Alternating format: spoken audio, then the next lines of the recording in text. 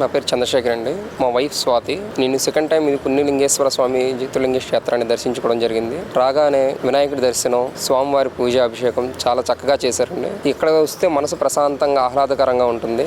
ఈ జ్యోతిర్లింగాలన్నింటినీ ఒకేసారి ఒకే దగ్గర దర్శించుకోవడం, అభిషేకం చేయడం, మన చేతులతో మన అభిషేకం చేయడం, అది మనం ఎప్పుడో ఏ జన్మలో చేసుకున్న పుణ్యం. అది ఆ పుణ్యం ఉంటే గానీ మనం ఈ క్షేత్రాన్ని దర్శించుకోలేము. అన్ని జ్యోతిర్లింగాన్ని ఒకేసారి మన చేతులతో అభిషేకం చేయలేము. మనం ఒక జ్యోతిర్లింగాన్ని దర్శించుకోవాలంటే ఎక్కడికి వెళ్ళాలి. అన్ని జ్యోతిర్లింగాన్ని ఒకే దగ్గర అదృష్టం మనకు కలిగింది. దీన్ని చాలా హ్యాపీగా ఫీల్ అవుతున్నాను. మానవ సేవే మాధవ సేవ అనే మాటకు నిజరూపమిస్తూ అయినవారంటూ ఎవరూ లేని దిక్కులేని అనాథలను చేరదీసి సేవ చేస్తున్న అమ్మానాన్న అనాథ ఆశ్రమాన్ని సందర్శించి మీ వంతు సాయం చేసి పుణ్యం కట్టుకోండి.